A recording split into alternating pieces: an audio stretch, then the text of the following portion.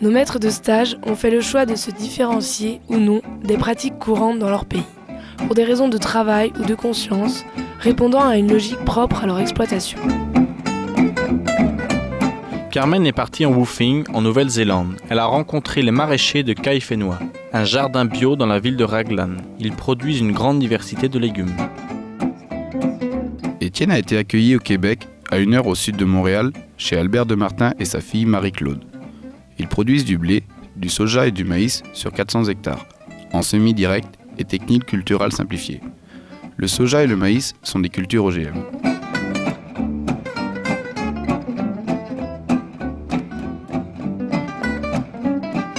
Adrien a été accueilli sur l'exploitation de Thomas Vinet en Ontario, au Canada. Une exploitation en grande culture biologique de 500 hectares de soja, maïs et céréales, produits de mai à novembre.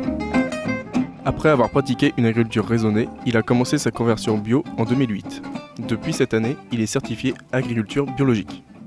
Eric est parti au Brésil, dans une exploitation productrice de café d'une surface de 40 hectares, dans l'état de Sao Paulo.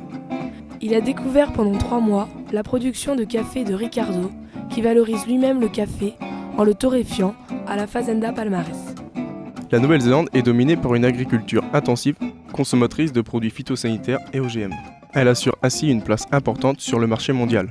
Malgré tout, la population devient soucieuse de la qualité de son alimentation, ce qui encourage le développement d'une agriculture alternative. La culture des OGM est répandue au Canada. Selon eux, elle demande moins de travail et peu de main-d'œuvre. La maîtrise des adventices est plus simple grâce à une résistance de la plante au traitement herbicide. Elle est aussi économiquement rentable car le coût du traitement de glyphosate représente 3 € de l'hectare. Cette culture permet également de réduire les interventions sur des sols lourds et caillouteux en semi-direct et TCS. En Ontario, le maître de stage d'Adrien s'interroge sur les conséquences des OGM, sur l'environnement et sur la santé. Conforté par des échanges avec des exploitants bio, il s'est engagé dans une démarche de conversion. Il ne regrette pas son choix, car économiquement, il y a des rendements certes plus faibles, mais avec une valorisation nettement plus intéressante. L'agriculture brésilienne est majoritairement intensive dans des régions dotées de grandes plaines, où l'on cultive des céréales OGM. Certaines régions montagneuses, où se trouvait Eric, ont su conserver une agriculture vivrière. Ricardo produit du café de manière conventionnelle, mais dans une démarche respectueuse de la nature. La culture des caféiers OGM n'existe pas. Il y a sans doute peu d'intérêt à financer des recherches sur les arbres fruitiers. L'agriculture conventionnelle néo-zélandaise est peu réglementée en termes d'intrants. Elle encourage une production de masse aux dépens de la qualité des produits.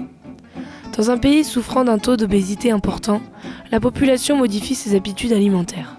On observe une demande grandissante de produits naturels, ce qui favorise le développement des jardins, restaurants et épiceries bio. Cependant, l'agriculture biologique est freinée par un temps de travail important. Le jardin de Kaifenua consacre 100 heures par semaine au désherbage pour 5 hectares.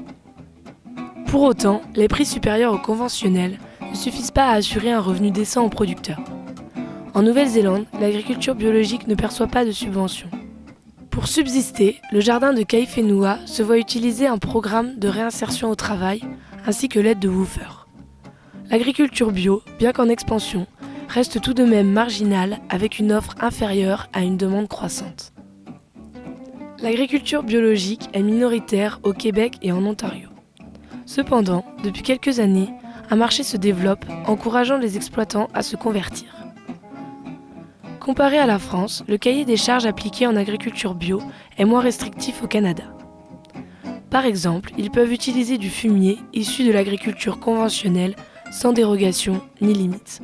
Afin de sensibiliser un maximum d'exploitants à la qualité de leur environnement et de leur production, le gouvernement canadien verse des subventions aux exploitations n'utilisant pas de produits phytosanitaires en agriculture conventionnelle.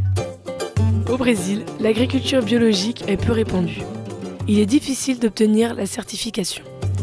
En effet, les exploitants engagés sont soumis à de nombreux contrôles avec une charge administrative très importante.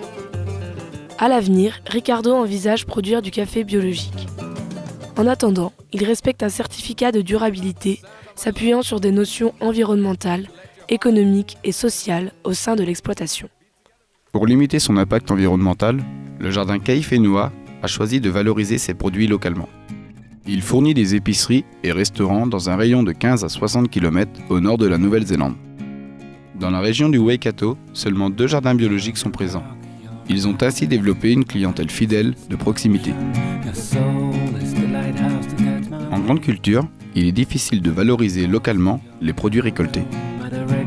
Au Québec, Albert de Martin vend son maïs grain à une usine à proximité de Montréal qui fabrique de l'éthanol. Le soja est transformé en tofu pour l'alimentation humaine. Le blé, quant à lui, est vendu pour l'alimentation animale. En Ontario, les produits biologiques de Thomas Vinet sont destinés à la nutrition animale. Afin de diversifier sa production, il envisageait de produire de l'orge pour une brasserie locale. À cause d'un procédé technique trop coûteux, le marché ne peut être rentable pour l'instant. Au Brésil, Ricardo cherche à tirer le meilleur revenu de sa production dans un pays où le système industriel est très développé. Pour cela, il a mis en place un partenariat avec des cafétérias et des supermarchés locaux. Ce système de vente directe permet de valoriser 10% de sa production. Le restant est vendu à l'industrie du café de la région. Le café de la Fazenda Palmares a souvent été reconnu comme de bonne qualité et récompensé lors des concours à l'échelle de l'État de Sao Paulo. Nos expériences à l'étranger nous ont permis de comparer 2 systèmes de production, le conventionnel et le bio, ainsi que leur mode de valorisation. Dans les 3 pays rencontrés, les cultures OGM, maïs et soja sont généralement perçues comme une évolution technique plus productive et compétitive. Ce progrès entraîne des avis partagés à travers le monde, notamment pour la santé et l'environnement dont les effets restent encore méconnus. L'agriculture biologique connaît un succès florissant dans chacun des pays. Les consommateurs sont plus soucieux de la qualité et de la provenance de leurs produits alimentaires. La valorisation des produits reste encore majoritairement à l'échelle industrielle sur le marché mondial. En parallèle, dans certaines productions se développent des circuits courts. En France et à travers les pays rencontrés, nous sommes soumis aux mêmes évolutions mais dans un cadre réglementaire différent.